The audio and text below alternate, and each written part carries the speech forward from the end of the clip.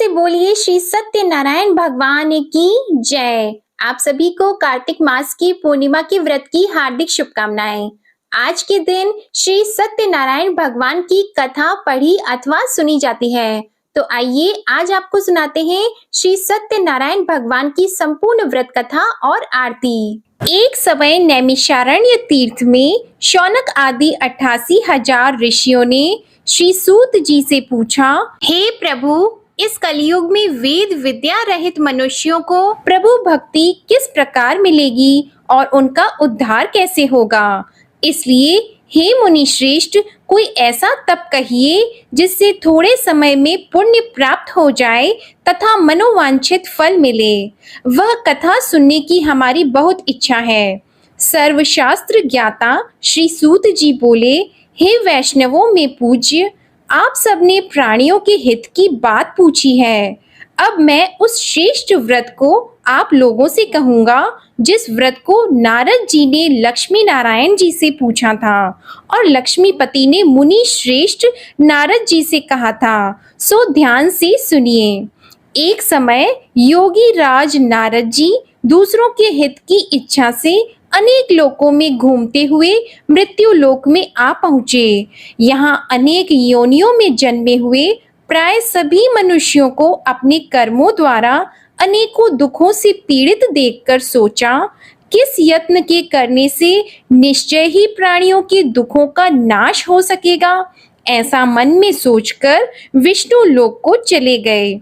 वहां श्वेत वर्ण और 4 भुजाओं वाले देवों के ईश नारायण को देखकर, जिनके हाथों में शंख चक्र गदा और पद्मा थे, वे वरमाला पहने हुए थे, उनकी स्तुति करने लगे। हे भगवान, आप अत्यंत शक्ति से संपन्न हैं। मन तथा वाणी भी आपको नहीं पा सकती। आपका आदि मध्य अंत नहीं है। निर्गुण स्वरूप सृष्टि के आदि भूति व भक्तों के दुखों को नष्ट करने वाले हो। आपको मेरा नमस्कार है। नारद जी से इस प्रकार की स्तुति सुनकर विष्णु भगवान बोले, हे मुनि श्रेष्ठ, आपके मन में क्या है? आपका किस काम के लिए आगमन हुआ है? निःसंकोच होकर कहिए।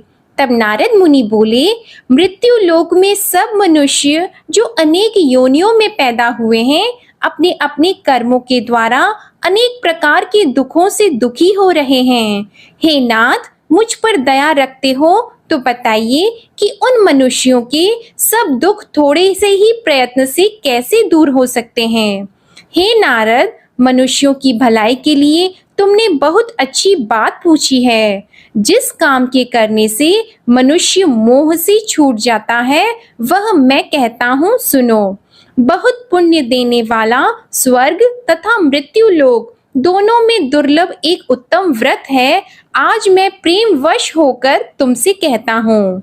सत्यनारायण का यह व्रत अच्छी तरह विधि पूर्वक करने से मनुष्य आयु पर्यंत यहाँ सुख भोग कर मरने पर मोक्ष को प्राप्त होता है। श्री भगवान के वचन सुनकर नारद मुनि बोले कि उस व्रत का फल क्या है, क्या उस व्रत का विधान है और किसने यह व्रत किया है और किस दिन यह व्रत करना चाहिए, विस्तार से कहिए। भगवान श्री विष्णु बोले, दुख शोक आदि को दूर करने वाला, धन धान्य को बढ़ाने वाला, सौभाग्य तथा संतान को देने वाला यह व्रत सब स्थानों पर विजयी करने वाला है। भक्ति और श्रद्धा के साथ किसी भी दिन मनुष्य श्री सत्यनारायण की शाम के समय ब्राह्मणों और बंधुओं के साथ धर्म परायण होकर पूजा करे। भक्ति भाव से नैवेद्य, केले का फल, घी, दूध और गेहूं का चूर्ण सवाया ले। गेहूं के अभाव में साठी का चूर्ण, शक्कर और गुड़ ले और सब भक्षण योग्य पदार्थ जमा करा के भगवान के अर्पण कर दें तथा बंधुओं सहित ब्राह्मणों को भोजन कराएं। इसके पश्चात स्वयं भी भोजन करें। नृत्य गीत आदि का आचरण करके भगवान सत्यनारायण का स्मरण करते हुए समय व्यतीत करे। इस तरह व्रत करने पर मनुष्यों की सभी इच्छा निश्चय ही पूरी होती है। विशेषकर कली काल में भूमि पर यही मोक्ष का सरल उपाय है। इसके प्रसंग में सूत जी बोले, हे ऋषियों, जिसने पहले समय में इस व्रत को किया है उसका इतिहास कहता हूँ, ध्यान से सुनो। सुंदर काशीपुरी नगरी में एक अत्यंत निर्धन ब्राह्मण रहता था। वह भूख और प्यास से बेचैन हुआ नित्य पृथ्वी पर घूमता था। ब्राह्मणों से प्रेम करने वाले भगवान ने ब्राह्मण को दुखी देखकर बूढ़े ब्राह्मण का रूप धर के उसके पास जाकर आदर के साथ पूछा, हे विप्र, नित्य दुखी हुआ पृथ्वी पर क्यों घूमते हो?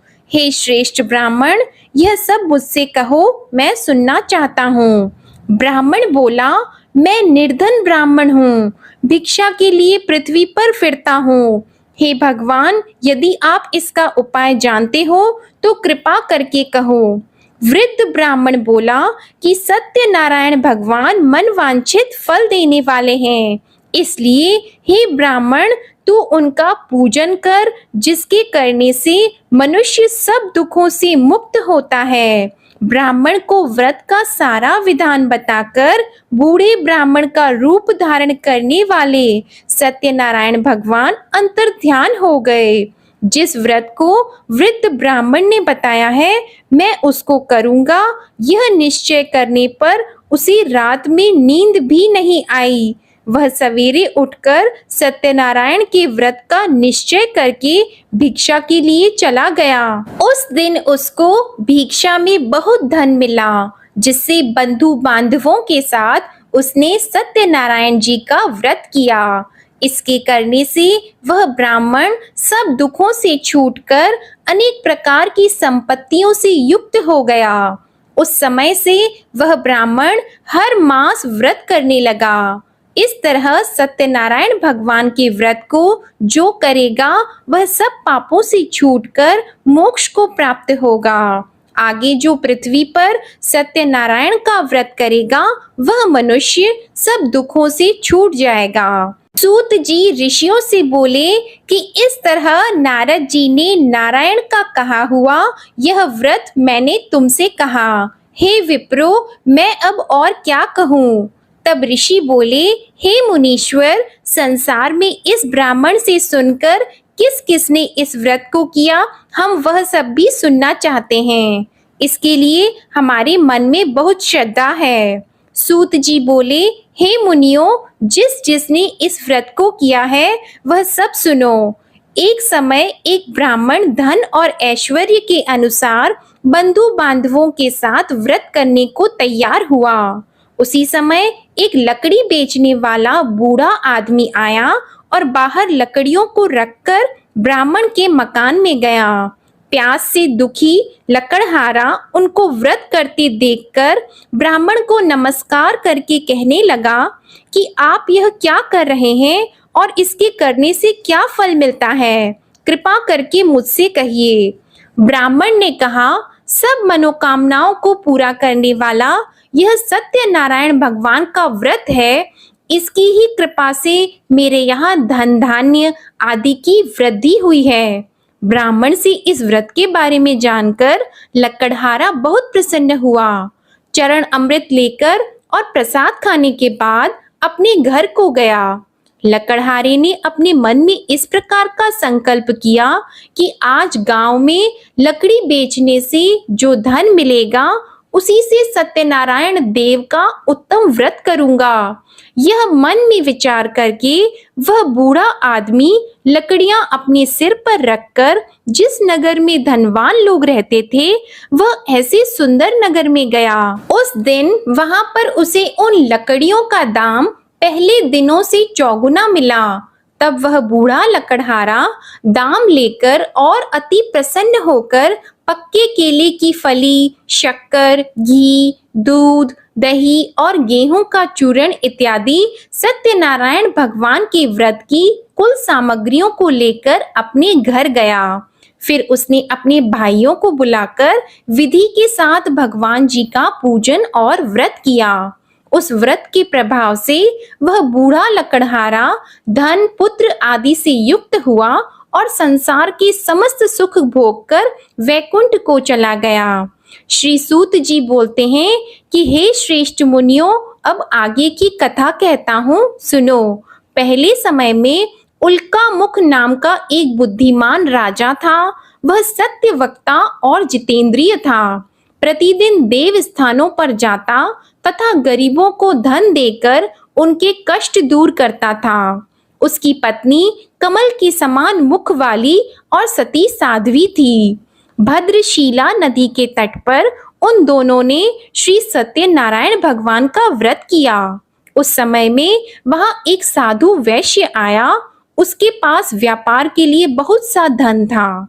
वह नाव को किनारे पर ठहराकर राजा के पास आ गया और राजा को व्रत करते हुए देखकर विनय के साथ पूछने लगा, हे राजन, भक्ति युक्त चित्त से यह आप क्या कर रहे हैं? मेरी सुनने की इच्छा है, सो आप यह मुझे बताइए। राजा बोला, हे साधु, अपने बांधवों के साथ पुत्र आदि की प्राप्ति के लिए महाशक्तिवान सत्यनारायण भगवान का व्रत व पूजन किया जा रहा है। राजा के वचन सुनकर साधु आदर से बोला, हे राजन, मुझसे इसका सब विधान कहो। मैं भी आपके कथन अनुसार इस व्रत को करूंगा। मेरे भी कोई संतान नहीं है और इससे निश्चय ही हो जाएगी। राजा से सब विधान सुनकर व्यापार से निवृत्त हो वह आनंद के साथ घर गया। साधु ने अपनी स्त्री से संतान देने वाले उस व्रत का समाचार सुनाया और कहा कि जब मेरे संतान होगी तब मैं इस व्रत को करूंगा। साधु ने ऐसे वचन अपनी स्त्री लीलावती से कहे। एक दिन उसकी स्त्री लीलावती पति के साथ आनंदित होकर सांसारिक धर्म में प्रवृत्त होकर सत्यनारायण भगवान की कृपा से गर्भवती हो गई तथा 10वें महीने में उसके एक सुंदर कन्या का जन्म हुआ। दिनों दिन वह इस तरह बढ़ने लगी जैसे शुक्ल पक्ष का चंद्रमा बढ़ता है। कन्या का नाम कलावती रखा गया। तब लीलावती ने मीठे शब्दों में अपने पति से कहा कि जो आपने संकल्प किया था, भगवान का व्रत करूंगा, अब आप उसे करिए। साधु बोला, हे प्रिय, इसके विवाह पर करूंगा। इस प्रकार अपनी पत्नी को आश्वासन देकर वह नगर को गया। कलावती पितृगृह में वृद्धि को प्राप्त हो गई। साधु ने जब नगर में सखियों के साथ अपनी पुत्री को देखा तो तुरंत दूत को बुलाकर कहा कि पुत्री के वास्ते कोई सुयोग्य वर देखिए।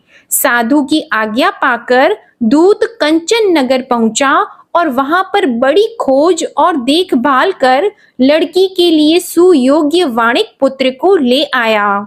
उस सुयोग्य लड़के को देखकर साधु ने अपने बंधु बांधवों सहित प्रसन्न चित्त अपनी पुत्री का विवाह उसके साथ कर दिया। किंतु दुर्भाग्य से विवाह के समय भी उस व्रत को करना भूल गया। तब श्री भगवान क्रोधित हो गए और श्राप दिया कि तुम्हें दारुण दुख प्राप्त होगा। अपने कार्य में कुशल साधु बनिया जमाता सहित समुद्र स्थित रत्नपुर नगर में गया और वहां दोनों ससुर जमाई चंद्रकेतु राजा के उस नगर में व्यापार करने लगे। एक रोज भगवान सत्यनारायण की माया से प्रेरित कोई चोर राजा का धन चुराकर भागा जा रहा था, किंतु राजा के दूतों को आता देखकर चोर ने घबराकर भागते हुए राजा के धन को वहीं चुपचाप रख दिया जहां वो ससुर जमाई ठहरे हुए थे। तब दूतों ने उस साधु वैश्य के पास राजा के धन को रखा देखा तो वे दोनों को बांध कर ले गए और प्रसन्नता से दौड़ते हुए राजा के समीप जाकर बोले, यह 2-4 हम पकड़कर लाए हैं, देखकर आज्ञा दें। तब राजा की आज्ञा से उनको कठोर कारावास में डाल दिया और उनका सब धन छीन लिया। सत्यनारायण भगवान के श्राप द्वारा उनकी पत्नी भी घर पर बहुत दुखी हुई और घर पर जो धन रखा था चोर चुराकर ले गए। शारीरिक व मानसिक पीड़ा तथा भूख प्यास से अति दुखित होकर अन्न की चिंता में कलावती एक ब्राह्मण के घर गई। वहां उसने सत्यनारायण भगवान का व्रत होते देखा, फिर कथा सुनी तथा प्रसाद ग्रहण करके रात को घर आई। माता ने कलावती से कहा, हे पुत्री, अब तक कहाँ रह गई थी? वह तेरे मन में क्या है? कलावती बोली, हे माता, मैंने एक ब्राह्मण के घर श्री सत्यनारायण भगवान का व्रत देखा है। कन्या के वचन सुनकर लीलावती भगवान के पूजन की तैयारी करने लगी। लीलावती ने परिवार और बंधुओं सहित श्री सत्यनारायण भगवान का पूजन किया और वर मांगा कि मेरे पति और दामाद शीघ्र आ जाएं। साथ ही प्रार्थना की कि हम सबका अपराध क्षमा करो। सत्यनारायण भगवान इस व्रत से संतुष्ट हो गए और राजा चंद्रकेतु को स्वप्न में दर्शन देकर कहा, हे राजन, दोनों वैश्यों को प्रातः ही छोड़ दो और सब धन जो तुमने ग्रहण किया है वह दे दो, नहीं तो मैं तेरा धन, राज्य, पुत्र आदि सब नष्ट कर दूंगा। राजा से ऐसे वचन कहकर भगवान अंतर्ध्यान हो गए। प्रातःकाल राजा चंद्रकेतु ने सभा में अपना स्वप्न सुनाया। फिर दोनों वाणिक पुत्रों को कैद से मुक्त कर सभा में बुलाया। दोनों ने आते ही राजा को नमस्कार किया। राजा मीठे वचनों से बोले, हे महानुभावों, भावी वश ऐसा कठिन दुख प्राप्त हुआ है, अब तुम्हें कोई भय नहीं। ऐसा कहकर राजा ने उनको नए नए वस्त्र आभूषण पहनाए तथा उनका जितना धन लिया था उससे दुगुना धन देकर आदर सहित विदा कर दिया। दोनों वैश्य अपने घर को चले गए। सूत जी बोले, वैश्य ने मंगलाचार करके यात्रा आरंभ की और अपने नगर को चला।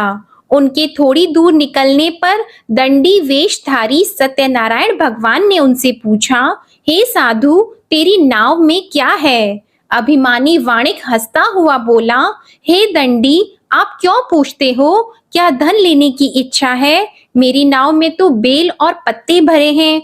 वैश्य का कठोर वचन सुनकर भगवान ने कहा, तुम्हारा वचन सत्य हो। दंडी ऐसा कहकर वहां से दूर चले गए और कुछ दूर जाकर समुद्र के किनारे बैठ गए। दंडी के जाने पर वैश्य ने नित्य क्रिया करने के बाद नाव को ऊंची उठी देखकर अचंभा किया और नाव में बेल पत्ते आदि देखकर मूर्छित होकर जमीन पर गिर पड़ा। फिर मूर्छा खुलने पर अत्यंत शोक प्रकट करने लगा। तब उसका दामाद बोला कि आप शोक न करें, यह दंडी का श्राप है, अतः उनकी शरण में चलना चाहिए, तभी हमारी मनोकामना पूरी होगी। दामाद के वचन सुनकर वह दंडी के पास पहुंचा और अत्यंत भक्ति भाव से नमस्कार करके बोला, मैंने जो आपसे असत्य वचन कहे थे उनको क्षमा करो। ऐसा कहकर महान शोकातुर होकर रोने लगा। तब दंडी भगवान बोले, हे वाणिक पुत्र, मेरी आज्ञा से बार बार तुम्हें दुख प्राप्त हुआ है, तू मेरी पूजा से विमुख हुआ। साधु बोला, हे भगवान, आपकी माया से मोहित ब्रह्मा आदि भी आपके रूप को नहीं जानते, तब मैं अज्ञानी कैसे जान सकता हूँ? आप प्रसन्न होइए, मैं सामर्थ्य के अनुसार आपकी पूजा करूंगा। मेरी रक्षा करो और पहले के समान नौका में धन भर दो। उसके भक्ति युक्त वचन सुनकर भगवान प्रसन्न होकर उसकी इच्छा अनुसार वर देकर अंतर ध्यान हो गए। तब उन्होंने नाव पर आकर देखा कि नाव धन से परिपूर्ण है, फिर भी वह भगवान सत्यनारायण का पूजन कर साथियों सहित अपने नगर को चला। अब अपने नगर के निकट पहुंचा, तब दूत को घर भेजा। दूत ने साधु के घर जाकर उसकी स्त्री को नमस्कार करके कहा कि साधु अपने दामाद सहित इस नगर के समीप आ गए हैं। ऐसा वचन सुनकर साधु की स्त्री ने बड़े हर्ष के साथ सत्यदेव का पूजन कर पुत्री से कहा, मैं अपने पति के दर्शन को जाती हूँ, तू कार्य पूर्ण करके शीघ्र आ जा। माता के ऐसे वचन सुनकर कलावती प्रसाद छोड़कर पति के पास गई। प्रसाद की अवज्ञा के कारण सत्यदेव ने रुष्ट होकर उसके पति को नाव सहित पानी में डुबा दिया। कलावती अपने पति को न देखकर रोती हुई जमीन पर गिर गई। इस तरह नौका को डूबा हुआ तथा कन्या को रोता देखकर साधु दुखी होकर बोला, हे प्रभु, मुझसे या मेरे परिवार से जो भूल हुई है उसे क्षमा करो। उसके दीन वचन सुनकर सत्यदेव प्रसन्न हो गए और आकाशवाणी हुई कि हे साधु, तेरी कन्या मेरे प्रसाद को छोड़कर आई है, इसलिए इसका पति अदृश्य हुआ है। यदि वह घर जाकर प्रसाद खाकर लौटे तो इसे पति अवश्य मिलेगा। ऐसी आकाशवाणी सुनकर कलावती ने घर पहुंचकर प्रसाद खाया, फिर आकर पति के दर्शन किए। तत्पश्चात साधु ने बंधु बांधवों सहित सत्यदेव का विधि पूर्वक पूजन किया। उस दिन से वह पूर्णिमा को सत्यनारायण का पूजन करने लगा। फिर इस लोक का सुख भोग कर अंत में स्वर्ग लोक को गया। सूत जी बोले, हे ऋषियों, मैं और भी कथा कहता हूँ, सुनो। प्रजापालन में लीन तुंगध्वज नाम का राजा था। उसने भी भगवान का प्रसाद त्याग कर बहुत दुख पाया। एक समय वन में जाकर वन्य पशुओं को मारकर बड़ के पेड़ के नीचे आया। वहां उसने ग्वालों को भक्ति भाव से बांधवों सहित सत्यनारायण जी का पूजन करते देखा। राजा देखकर भी अभिमानवश वहां नहीं गया और न ही पूजन किया या नमस्कार किया। जब ग्वालों ने भगवान का प्रसाद उसके सामने रखा तो वह प्रसाद को त्याग कर अपनी सुंदर नगरी को चला गया। वहां उसने अपना सब कुछ नष्ट पाया तो वह जान गया कि यह सब भगवान ने किया है। तब वह विश्वास करके ग्वालों के समीप गया और विधि पूर्वक पूजन करके प्रसाद खाया तो सत्यदेव भगवान की कृपा से पहले जैसा था वैसा ही हो गया। फिर दीर्घ काल तक सुख भोग कर मरने पर स्वर्ग लोक को गया। जो मनुष्य इस परम दुर्लभ व्रत को करेगा, भगवान सत्यनारायण की कृपा से उसे धन धान्य की प्राप्ति होगी।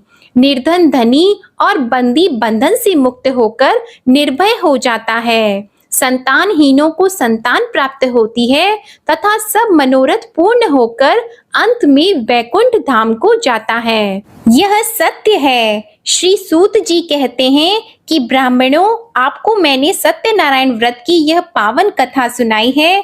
इस व्रत का पालन करके मनुष्य सभी दुखों से मुक्त हो जाता है। विशेषतः कलयुग में श्री सत्यनारायण की पूजा महान फल देने वाली है। इन देवता को कोई सत्यनारायण कहते हैं और कोई सत्यदेव कहते हैं। अनेक रूपों में श्री सत्यनारायण भगवान सभी के मनोरथों को पूर्ण करते हैं। ये सनातन सत्यदेव कलयुग में सत्य व्रत के रूप में अवतरित होंगे।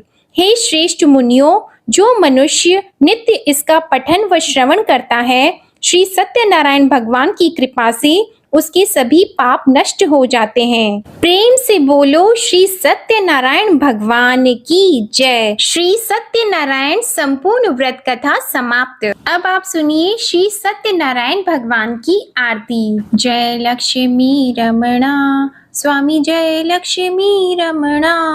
सत्यनारायण स्वामी, सत्यनारायण स्वामी, जनपातक हरणा। जय लक्ष्मी रमणा। रत्न जड़ित सिंहासन, अद्भुत छवि राजे स्वामी, अद्भुत छवि राजे। नारद करत निराजन, नारद करत निराजन, घंटावन बाजे। जय लक्ष्मी रमणा। प्रगट भई कलि कारण, द्विज को दरस दियो स्वामी, द्विज को दरस दियो। बूढ़ो ब्राह्मण बनकर, बूढ़ो ब्राह्मण बनकर, कंचन महल कियो। जय लक्ष्मी रमणा।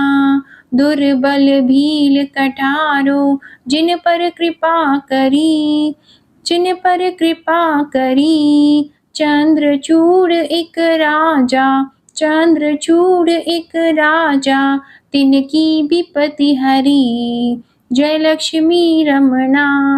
वैश्य मनोरथ पायो, श्रद्धा तज दीन्ही स्वामी, श्रद्धा तज दीन्ही। सो फल भोग्यो प्रभु जी, फिर स्तुति कीन्ही। जय लक्ष्मी रमणा। भाव भक्ति के कारण छिन छिन रूप धरियो, स्वामी छिन छिन रूप धरियो। श्रद्धा धारण कीन्ही, श्रद्धा धारण कीन्ही, तिनको काज सरियो। जय लक्ष्मी रमणा, ग्वाल बाल संग राजा, बन में भक्ति करी, स्वामी बन में भक्ति करी। मन वांछित फल दीन्हो, मन वांछित फल दीन्हो, दीन दयालु हरि। जय लक्ष्मी रमणा, चढ़त प्रसाद सवायो, कदली फल मेवा, स्वामी कदली फल मेवा। धूप दीप तुलसी से, धूप दीप तुलसी से, राजी सत्य देवा। जय लक्ष्मी रमणा, सत्यनारायण जी की आरती जो कोई नर गावे, स्वामी जो कोई नर गावे।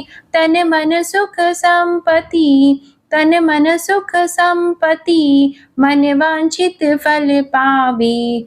जय लक्ष्मी रमणा, बोलो जय लक्ष्मी रमणा।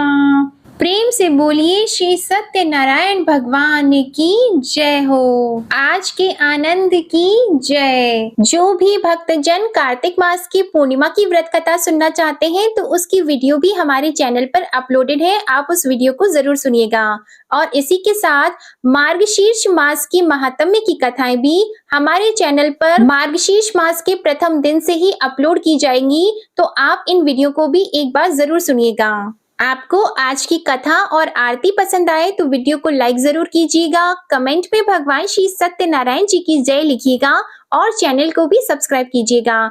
जय श्री कृष्णा।